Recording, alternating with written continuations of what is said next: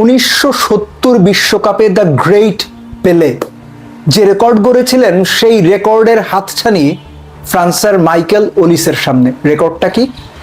এক বিশ্বকাপ আসরে 6টা অ্যাসিস্ট।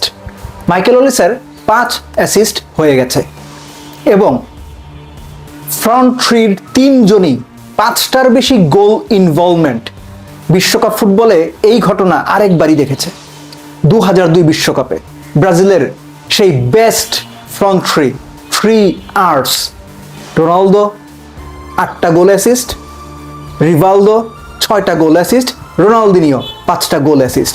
এইবার ফ্রান্সের কিলিয়ান এমবাপ্পে 8টা গোল অ্যাসিস্ট, মাইকেল ওলিসে আগেই বললাম 5টা অ্যাসিস্ট এবং ওসমান দেমবেলে 4টা গোল 2টো অ্যাসিস্ট।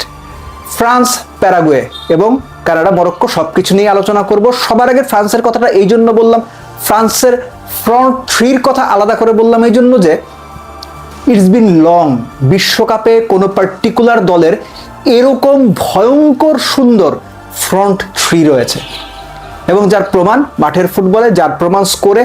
ফ্রান্স সবশেষ 4 ম্যাচে প্রতিটাতেই কমপক্ষে 3টা করে গোল করেছে। হাইতি 4টা খেয়েছে, সুইডেন 4টা খেয়েছে, বাদবাকি 2 দলেরও একই অবস্থা। ইন্টারেস্টিং পার্টটা হচ্ছে এই যে 4 ম্যাচ ফ্রান্স খেলেছে, এই 4 ম্যাচে ফ্রান্স গোলে শট নিয়েছে 73টা। তাদের এক্সপেক্টেড গোল ছিল 9.2, অর্থাৎ 73টা শট থেকে ফ্রান্সের সম্ভাব্য গোল হওয়ার সমীকরণ ছিল 9টা বা 9-এর কিছু বেশি। ফ্রান্স গোল করেছে 13টা। This is France team for you. All out attacking football বলতে যা বোঝায়, ভয়ঙ্কর সুন্দর অ্যাটাকিং ডিসপ্লে বলতে যা বোঝায়, ফ্রান্স ঠিক সেটাই করছে। আর এত নামের ভিড়ে, এমবাপ্পে, ওলিসে, দেমবেলের ভিড়ে ব্র্যাডলি বারকোলা নামে কেউ যে একজন আছেন, তিনিও যে গোল অ্যাসিস্ট করছেন এটা সবাই ভুলেই গেছে। France is such a team. বিশ্বকাপের সবশেষ 7টা নকআউটের ফার্স্ট ফেজ, এখন তো আসলে রাউন্ড অফ 32 হয়েছে। এই বিশ্বকাপের আগে সবসময় বরাবরই ছিল রাউন্ড অফ 16। সবশেষ 7টা রাউন্ড অফ 16 ম্যাচের প্রত্যেকটাতে ফ্রান্স জিতেছে এবং পরের পর্বে কোয়ালিফাই করেছে। এবং দিদিয়ের দেশমের আন্ডারে ফ্রান্স যে 1998-এ বিশ্বকাপ জিতেছিল, তার ক্যাপ্টেন্সিতে এখনকার ফ্রান্সের কোচ, ওই সময়েও রাউন্ড অফ 16-এর ম্যাচে অর্থাৎ প্রথম নকআউট ম্যাচে এই প্যারাগুয়ের বিপক্ষেই খেলেছিল ফ্রান্স। লরা ব্ল নামে একজন, যারা ইয়াং জেনারেশন অনেকেই হয়তো তার নাম শুনেননি, এই লরা ব্লর এক গোলে 114 মিনিটের গোলে ফ্রান্স জিতেছিল। এবং ইন্টারেস্টিং ঘটনা হচ্ছে ওই সময়ে গোল্ডেন গোল নামে একটা নিয়ম ছিল।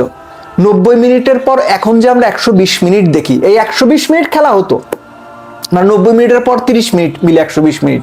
ওই 30 মিনিটের মধ্যে যে কোনো সময় যদি গোল হইতো ম্যাচ শেষ।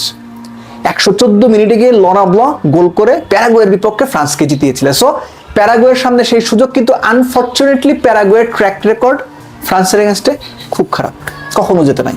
বিশ্বকাপে তো নাই, দুটো যে খেলেছে দুটোই হেরেছে। সো ফ্রান্স প্যারাগুয়ের বিপক্ষে ফেভারিট, এটা বোধহয় বলার অপেক্ষা রাখে না। কিন্তু যে প্যারাগুয়ে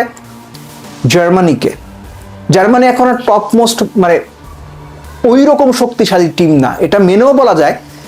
যে প্যারাগুয়ে জার্মানিকে এলিমিনেট করে পরের রাউন্ডে এসেছে, সেই প্যারাগুয়েকে একটু আলাদা সমীহ করতেই হবে। আর এই বিশ্বকাপের যে ভাবগতিক, তাতে আসলে বলা যায় না আসলে ঠিক কি হতে পারে। কেপ ভার্দে যেভাবে আর্জেন্টিনাকে একটুর জন্য মানে বাগে পেয়েও আটকে দিতে পারলো না, ফ্রান্সের ক্ষেত্রেও সেরকম